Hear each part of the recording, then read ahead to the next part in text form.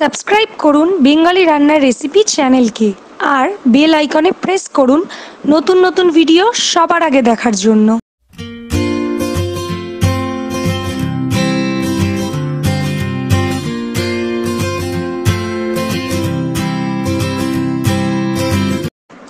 নমস্কার বন্ধুরা, বেঙ্গলি রান্নার রেসিপিতে আপনাদের স্বাগত।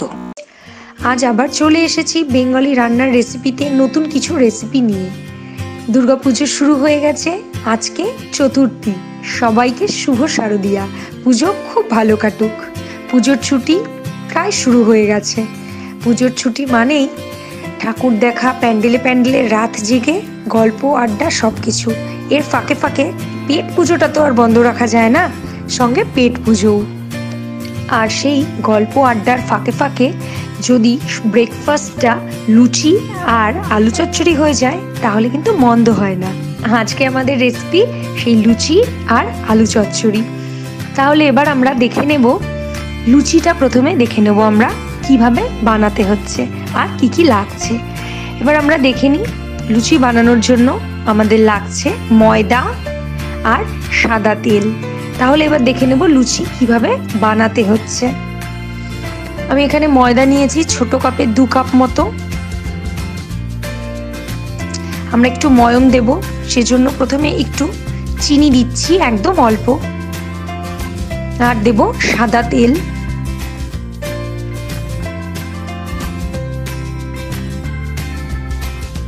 এক চামচ দিয়ে পুরো ময়দাটা আর সাদা তেলটা ভালো করে মাখিয়ে নেব অনেকক্ষণ ধরে, যাতে লুচিটা নরম হয়, ময়মটা ভালো হয়, যাতে তেলটা পুরো ময়দার সাথেই ভালো করে মেশে।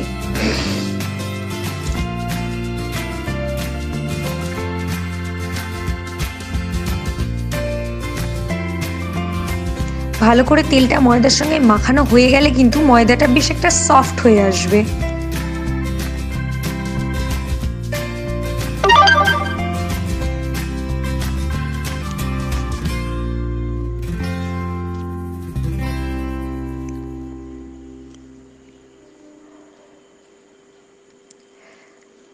ভালো করে মাখিয়ে নিয়েছি ময়দা আর তেলটাকে। দেখো আমি এটুকু ময়দা নিয়েছি, একটু টাইট করে এসে করছি, দেখো একটু হালকা দলা দলা হয়ে যাচ্ছে, এরকম হতে হবে। তাহলে ময়মটা বোঝা যাবে যে বেশ ভালো হয়েছে, তেলটা সমস্ত ময়দার সাথে ভালো করে মিশেছে। এবার একটু একটু করে জল দিয়ে পুরো ময়দাটাকে আমাদেরকে মন্ডের মতো মাখতে হবে। একবারই বেশি জল দেব না, তাহলে কিন্তু একদম পাতলা হয়ে যাবে, মাখাটা ভালো হবে না। একটু একটু করে জল দিয়ে আমরা দেখে নেব।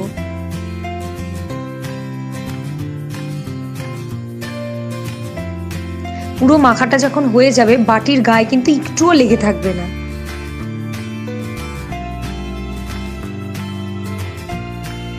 সুন্দর করে এবার আমরা এরকম করে মিখিয়ে নেব।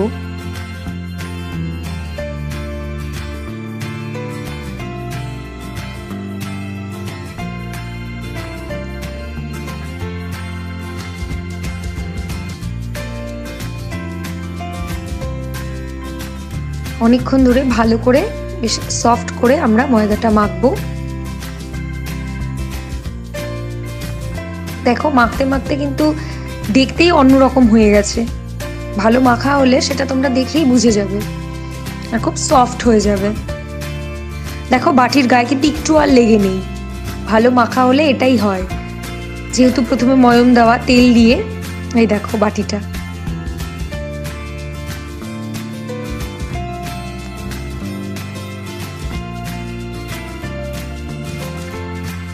এবার আমরা একটা প্লাস্টিক দিয়ে মুখটা মুড়ে রেখে দেব। এটা ফয়েল পেপার দিয়েও মুড়ে রাখা যায়, এয়ারটাইট বক্সেও রাখা যায়। এরকম ভাবে আমরা 20 মিনিট রেখে দেব। 20 মিনিট পর আমরা খুলেছি ওপরের প্যাকেটটা।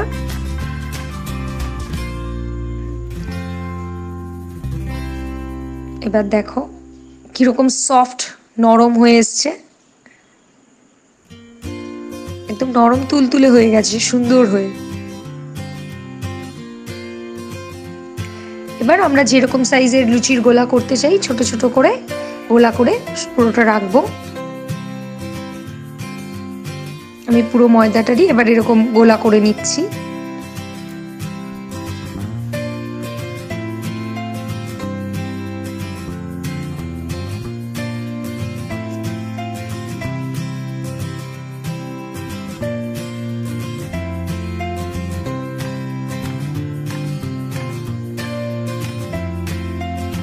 আমি পুরো ময়দাটার করে নিয়েছি গোলা।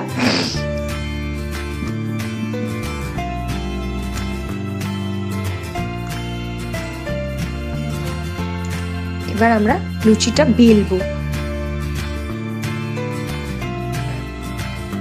একটু তেল দিয়ে আমরা বেলবো, একটু তেলে চুবিয়ে এনে তারপর আমরা বেলবো।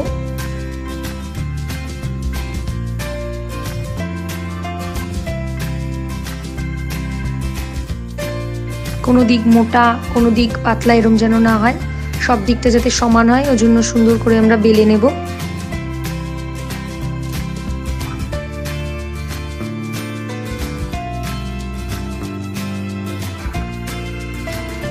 বেলাটা হয়ে গেছে। তেল দিয়েছি আমরা, সাদা তেল গরম করতে।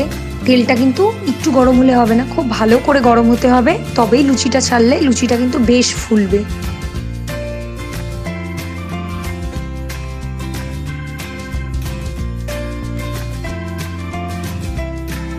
তেলটা বেশ ভালো গরম হয়ে এসছে, এবার আমরা লুচিটা ছেড়ে দেব।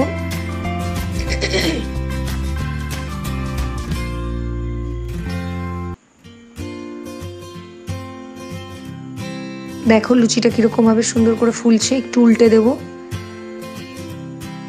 খুব কড়া করে ভাজবো না।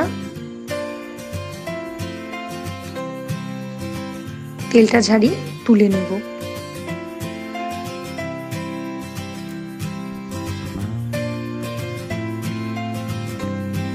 এরকম ভাবে আমরা প্রত্যেকটা গোলাকে এরকম ভাবে বেলে নেব আর এরকম ভাবেই আমরা ভেজে নেব।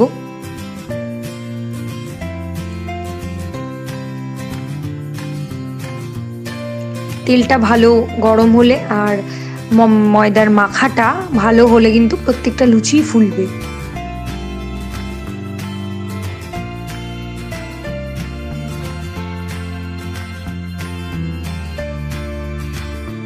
দেখো আমি যে কটা তোমাদেরকে দেখাচ্ছি আমার কিন্তু প্রত্যেকটা লুচিই ফুলেছে।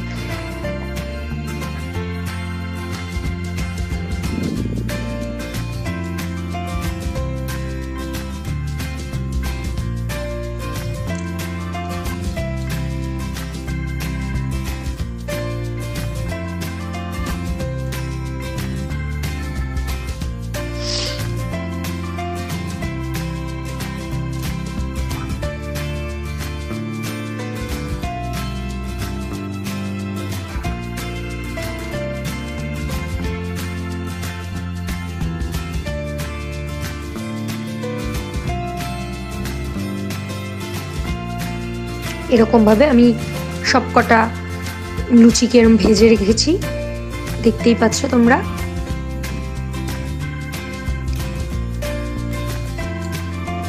তোমরাও বাড়িতে অবশ্যই এরকম ভাবে ট্রাই করো। কিছু কিছু জিনিস একটু নিয়মটা মেনে নিলে তাহলে খুব ভালো করেই লুচি ভাজা হয়। এবার আমরা লুচির সঙ্গে যেটা খাওয়ার জন্য রেডি করব সেটা দেখে নেব কিভাবে বানাতে হচ্ছে। সেটা হচ্ছে আলু চচ্চড়ি। এবার আমরা দেখে নেব আলু চচ্চড়ি কিভাবে বানাতে হবে। আমরা একটা তাওয়া নিয়েছি, তাওয়া কড়াই যেটা খুশি নিতে পারো। তাতে 1 চামচের একটু বেশি তেল দিলাম, সর্ষের তেল।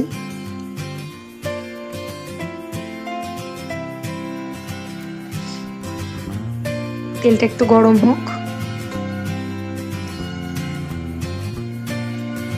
অনেকে কিন্তু আলু চচ্চড়ি শুধু কালো জিরে ফোড়ন দিয়েও করে, কিন্তু আমি এখানে 5 ফোড়ন দিয়ে করব, কারণ 5 ফোড়নের যে একটা সুন্দর গন্ধ আসে সেটা খুব ভালো লাগে রান্নায়, সেজন্য।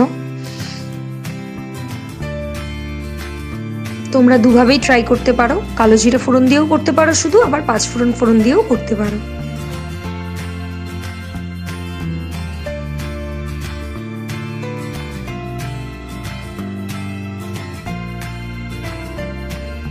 আমি 5 ফোড়ন দিলাম।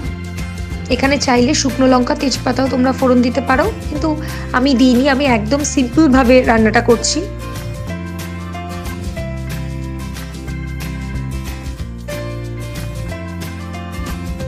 একটু ভাজা ভাজা হলে তারপর আমরা আলুটা দেব। আলুগুলো কিন্তু আলু ভাজার মতনই লম্বা লম্বা করে কেটে ধুয়ে নিয়েছিলাম। এবার আলুটা দিয়ে দেব আমরা।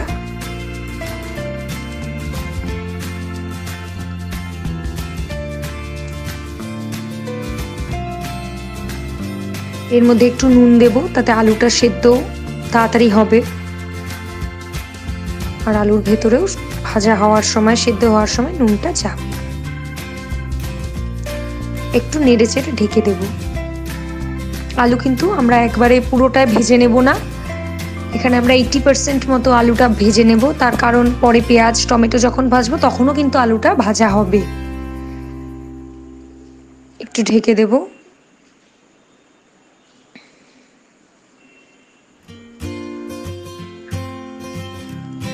প্রায় 70% মতো আমাদের আলুটা ভাজা হয়ে গেছে।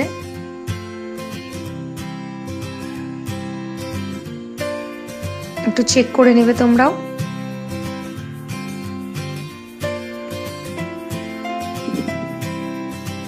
এবার পেঁয়াজ আমি কেটে রেখেছিলাম, সেই পেঁয়াজটা দেব। পেঁয়াজটাও কুচি করেই কেটে রেখেছিলাম।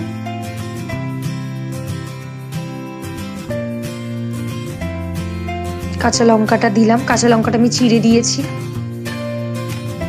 পেঁয়াজ আমি ছোট একটা পেঁয়াজ দিয়েছি, তোমরা চাইলে কিন্তু আরেকটু পেঁয়াজ দিতেই পারো।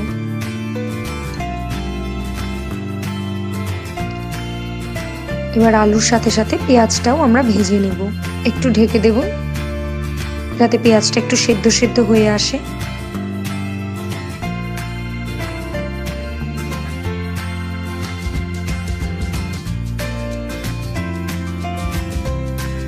একটু নেড়ে নেব। পেঁয়াজটাও দেখো ভালো সেদ্ধ হয়ে এসছে, আলু পেঁয়াজ দুটোই মোটামুটি সেদ্ধ হয়ে এসছে। এবার সেজন্য আমরা একটু নেড়ে চেড়ে তারপর টমেটোটা দেব।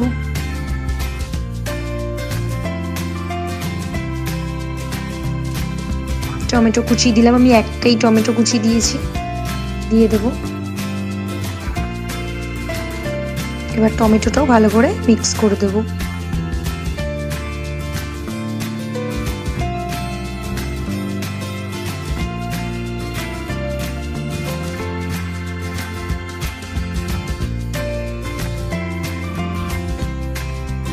মিক্স করে ঢেকে দেব।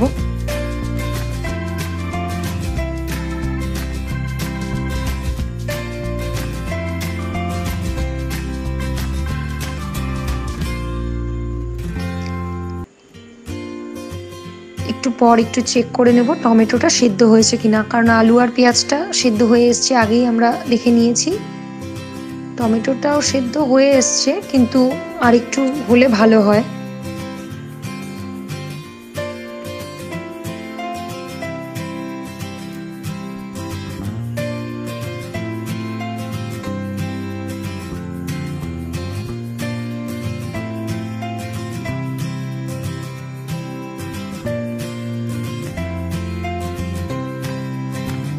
আমি আবার একটু ঢেকে দেব, কারণ টমেটোটা আর একটু সেদ্ধ হলে ভালো হয়।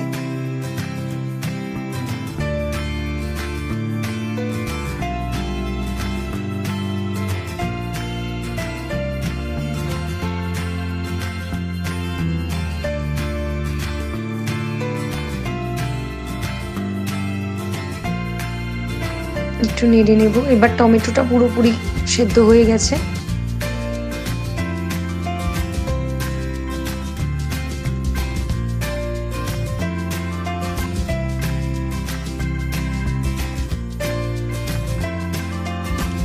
এবার আমরা এতে মশলা অ্যাড করব। মশলা বলতে এখানে হলুদ গুঁড়োটাই লাগছে, নুন আর হলুদ দিয়েই লাগছে, এছাড়া আর কোনো মশলা আমরা ইউজ করব না। এই রান্নাটা কিন্তু কাঁচা লঙ্কা দিয়ে করলেই ভালো হয়, কারণ কাঁচা লঙ্কার নিজস্ব একটা ফ্লেভার আছে। এখানে কিন্তু লঙ্কার গুঁড়োটা দিলে অত ভালো হয় না খেতে। নেড়ে চেড়ে হলুদটা ভালো করে মিক্স করে আবার ঢেকে দেব, যাতে কাঁচা হলুদের গন্ধ না আসে, আর একটু ভাজা হোক।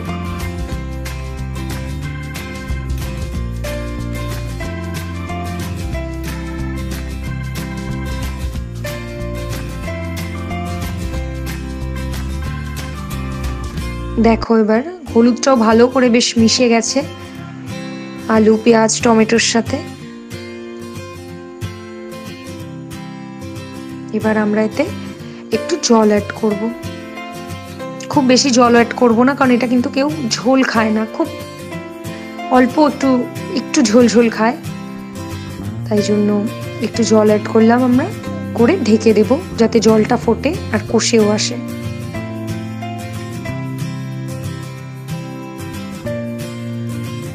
আমরা এতে একবার একটু চিনিও অ্যাড করে দিই, তাহলে জলের সাথে সাথে ঝোলের সাথে সাথে চিনিটাও ফুটে আসবে, চিনিটাও গলবে। দিয়ে ঢেকে দেব।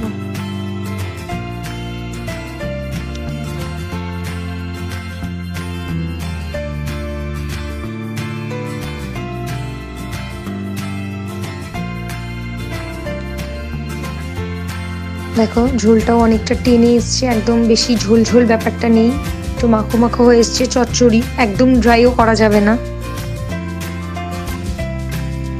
আমাদের আজকের রেসিপি আলু চচ্চড়ি একদম রেডি। এবার আমরা নামিয়ে বাটিতে বেড়ে পরিবেশন করতেই পারি।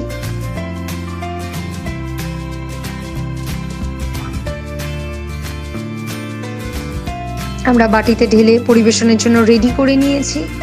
শুধু আলু চচ্চড়ি বানালে কিন্তু হবে না, আলু চচ্চড়ি দিয়ে যেটা আলু চচ্চড়ির সাথে যেটা খাবো আমি সেটাও বানানো দেখিয়ে দিয়েছি, লুচি। আজকের আমাদের রেসিপি ছিল লুচি আর আলুর চচ্চড়ি। তোমরাও বাড়িতে বানাও, সেটা সবাইকে খাওয়াও, নিজেও খাও। আমাকে অবশ্যই জানাও কেমন হলো রেসিপিটি।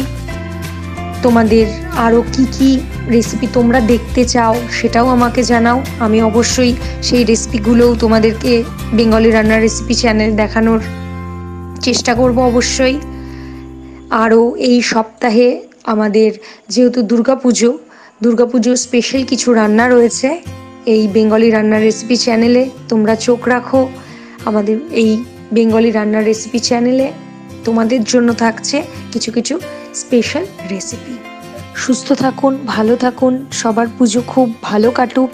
ফিরে আসছি পরের দিন আবার নতুন একটি রেসিপি নিয়ে। আজকের রান্নাটি ভালো লেগে থাকলে লাইক করতে ভুলবেন না।